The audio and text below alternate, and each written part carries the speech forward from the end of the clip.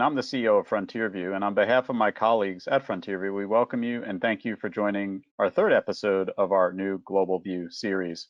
This week, I'm sitting down with Emily Scott, who's our Chief Consulting Officer, and Martin Belchev, our Associate Practice Leader for Central and Eastern Europe, and our resident expert on all things channel and channel excellence.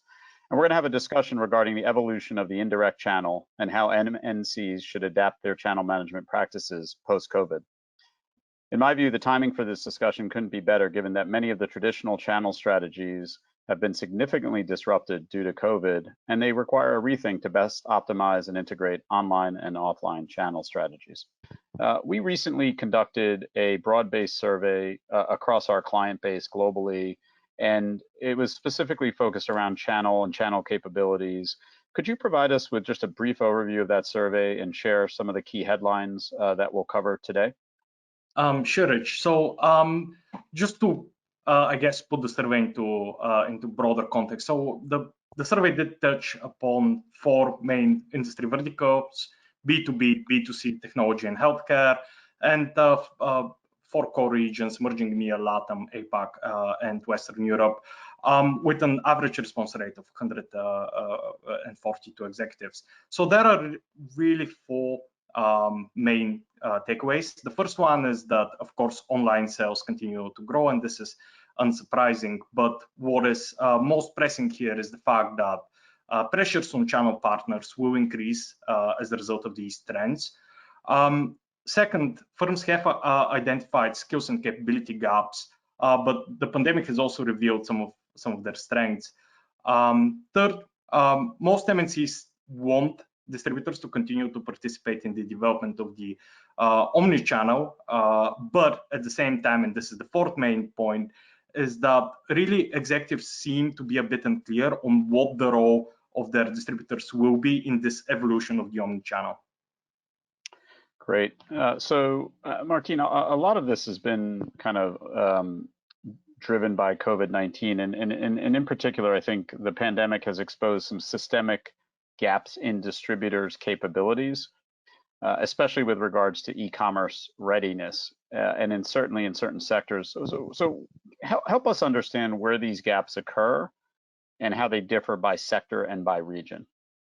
First, it should be noted that actually the pandemic doesn't seem to have impacted overall confidence levels of MNCs in their distributors. And what the data suggests when we look across the four main industry verticals, that really this is the case across the board. Now, what has also happened is that MNCs and executives have also seen that despite this, I guess, firming of confidence, they've also identified some systematic skills and capability gaps when it comes to their distributors, and a lot of it comes from their partners' existing capabilities, but also again it comes from this ability of their distributors to navigate through the complexity of the omni-channel, especially when we keep in mind the supercharged e-commerce trend as a result of COVID. I also want to mention that what we've seen when we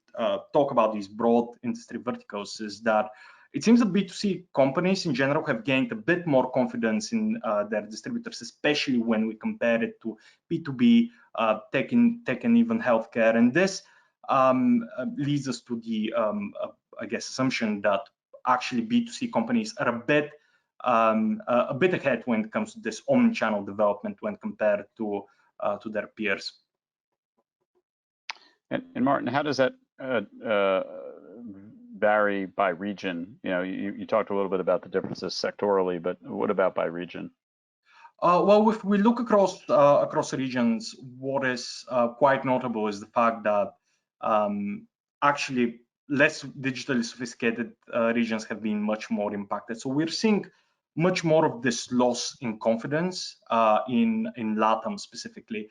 And a lot of it seems to do not only with the fact that just the region is a bit less digitally sophisticated, but again, the distributors don't really know how to apply e-commerce strategies in their route to market, and this has created some tensions. Hence, why we see also in LATAM, that really this is where most MNCs indicate that they have either lost confidence or they're a bit more concerned about the systematic skills and capability gaps within their distributors.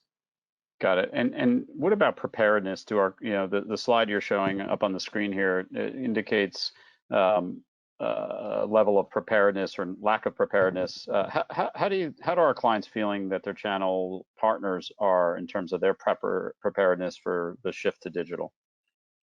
So this is another worrying trend. And what we've seen is that even though most MNCs across these four industry verticals have said that their distributors are moderately prepared, but wary, actually, when you look at the total numbers of MNCs that say their distributors are prepared versus the total number of MNCs that say their distributors are as a whole unprepared, the numbers are roughly the same. And also, when you look at the number of MNCs that have indicated that their distributors are very prepared and have embraced this digital evolution and the wider development of the omnichannel, the number is actually quite small. And of course, again, I guess rather unsurprisingly, B2C companies seem to be leading the way even on that front. But even when we look at this moderately prepared rate, it still indicates that distributors are as a whole wary of these developments, and this just drives the urgency for MNCs to really address this omnichannel design going forward. Yeah, two things stand out to me on this page in particular. Which you pointed out, B2C obviously ahead of the other industries, which makes total sense. But also, I guess I was a little surprised about healthcare and how healthcare seems to be a bit behind, especially given through the pandemic some of the rise of more digital-based healthcare solutions. Well, from our conversations with clients, what we've noticed is that e-commerce, when we talk about e-commerce in healthcare, it's naturally a bit more complicated. The markets are the route to market is actually quite different. Hence, why it's more complicated for healthcare companies to really set up this omnichannel design.